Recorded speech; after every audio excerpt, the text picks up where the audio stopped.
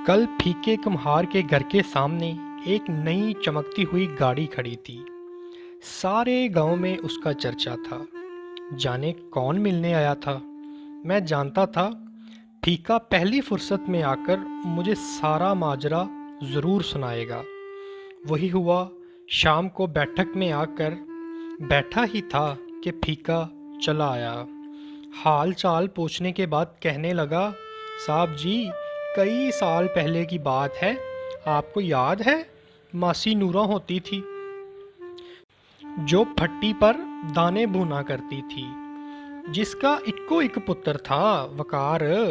मैंने कहा, हाँ यार, मैं इतने गांव के लोगों को कैसे भूल सकता हूँ। अल्लाह आपका भला करे साहब जी। वकार और मैं 5वीं जमात में पढ़ते थे। स्कूल में अक्सर वकार के टिड्ड में पीड़ रहती थी। एक नुकरे लगा रोता रहता था। मास्टर जी डांट कर घर भेज देते थे कि जा हकीम को दिखा और दवाई ले। एक दिन मैं आधी छुट्टी के वक़्त वकार के पास बैठा था। मैंने अम्मा के हाथ का बना पराठा और अचार खोला। साहब जी, आज भी जब कभी बहुत भूख लगती है ना, तो सबसे पहले अम्मा का हाथ का बना पराठा ही याद आता है, और सारे पिंड में उस पराठे की खुशबू भर जाती है। पता नहीं साहब जी, अम्मा की हाथ में क्या जादू था।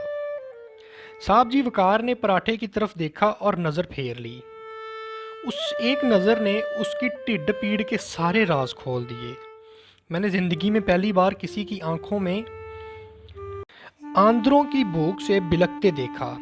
साहब जी, वकार की फाकों से लूसती आंदरें आंसुओं के सामने हाथ जोड़े बैठी थी, जैसे कहती हों, एक अथरू भी गिरा तो भरम टूट जाएगा।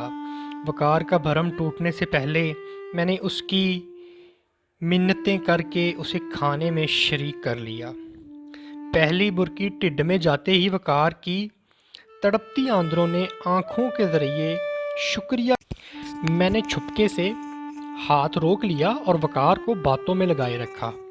उसने पूरा पराठा खा लिया, और फिर अक्सर ऐसे होने लगा। मैं किसी न किसी बहाने वकार को खाने में शरीक करने लगा। वकार की भूखी आंदरों के साथ मेरे पराठे की पक्की यारी हो गई, और मेरे वकार के साथ खरे किस बात की यारी पक्की थी। मैं स्कूल से कार आते ही भूख भूख की खप मचा देता। एक दिन अम्मा ने पूछा, पुत्र, तुझे सारा पराठा बना के देती हूँ, खाता भी है कि नहीं? इतनी भूख क्यों लग जाती है?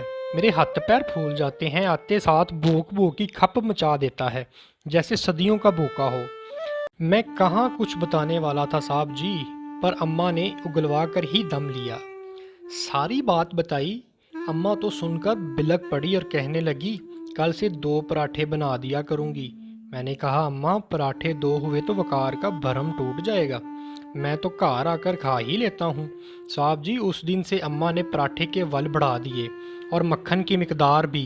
कहने लगी, वो भी मेरी जैसी माँ का पुत्र है। ममता तो वक्री वक्री नहीं होती फीके, माएँ वक्खो वक् होएं तो क्या। मैं सोच में पड़ गया। 5वीं जमात में पढ़ने वाले फीके को भरम रखने का पता था।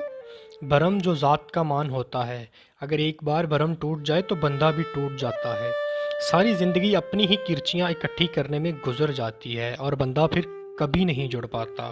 फीके को 5वीं जमात से ही भरम रखने आते थे। इससे आगे तो वो पढ़ ही नहीं सका था, और मैं पढ़ा लिखा आला तलीम याफ्ता, मुझे किसी स्कूल ने भरम रखना सिखाया ही नहीं था। साहब जी, उसके बाद अम्मा बहाने बहाने से वकार के घर जाने लगी। देख नूरा, साग बनाया है, चख कर बता कैसा बना है। वकार की अम्मा को पता भी ना चलता और उनको एक डंग टप जाता। साहब जी, वकार को पढ़ने का बहुत शौक था। फिर अम्मा ने मामे से कहकर मासी नूरा को शहर में किसी के कार काम पर लगवा दिया। तनख्वाह वकार की पढ़ाई और 2 वक्त की रोटी तय हुई। अम्मा की जिंदगी तक मासी नूरा से राब्ता रहा। अम्मा के जाने के चंद माह बाद ही मासी भी गुजर गई। उसके बाद राब्ता ही कट गया। कल वकार आया था, वलायत में रहता है जी। वापस आते ही मिलने चला आया।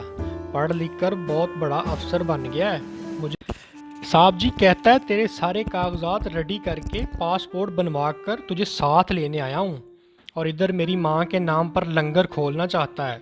साहब जी मैंने हैरान होकर वकार से पूछा, यार लोग स्कूल बनवाते हैं, अस्पताल बनवाते हैं, तू लंगर ही क्यों खोलना चाहता है, और वो भी अम्मा के नाम पर।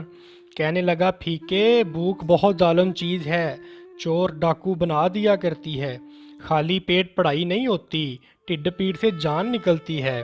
तेरे से ज़्यादा इस बात को कौन जानता है फीके, सारे आंखें पढ़ने वाले नहीं होते और ना ही तेरे वर्गे भरम रखने वाले। फिर कहने लगा, यार फीके तुझे आज एक बात बताऊं, जलिया मैं सब जानता हूँ। चंद दिनों के बाद जब पराठे के बल बढ़ गए थे और मक्खन भी आधा पराठा खाकर ही मेरा पेट भर जाया करता था, अम्मा को हम दोनों में से किसी की भी भूख बर्दाश्त नहीं थी। फीके वकार फूट फूट कर रो रहा था। अम्मा यहाँ भी बाजी ले गई साहब जी, और मैं भी इस सोच में डूब गया कि लूसती आंद्रों और पराठे की यारी ज़्यादा पक्की थी या फीके और वकार की। भरम की बुनियाद पर कायम होने वाले रिश्ते कभी टूटा नहीं करते। फीका कह रहा था, मुझे अम्मा की वो बात आज भी याद है साहब जी। उसने कहा था, ममता तो वखरी वखरी नहीं होती फीके, माएँ वक्खो वक हुए तो क्या। उसके हाथ तेजी से पराठे को वल दे रहे थे। 2 रोटियों जितना एक पेड़ा लिया था अम्मा ने साहब। मैं पास ही तो चौकी पर बैठा नाश्ता कर रहा था। रोटी बेलते बेलते नमाज का सबक पढ़ाती, मेरे साथ निकियां निकियां गल्लां करती, आज भी वेड़े में फिरती नज़र आती है। फीका माँ को याद करके रो रहा था। सूरज की पहली किरण जैसा रोशन चेहरा था अम्मा का साहब जी। बातें करते करते फीका मेरा हाथ पकड़कर मुझे उस पल में ले गया और एकदम मेरे सामने किसी पुरानी फिल्म की तरह सारा मंजर ब्लैक एंड वाइट हो गया। ज़िंदगी के कैनोस पर सिर्फ एक ही रंग बिखरा था, ममता का रंग, और ममता का रंग हमेशा बिखरा रहता है। नाज़रीन, अगर आपको ये वीडियो पसंद आई हो तो चैनल को सब्सक्राइब कर दें ताकि आने वाली इस तरह की सबक आमोज़ कहानियाँ आपको मिलती रहें। अस्सलाम वालेकुम।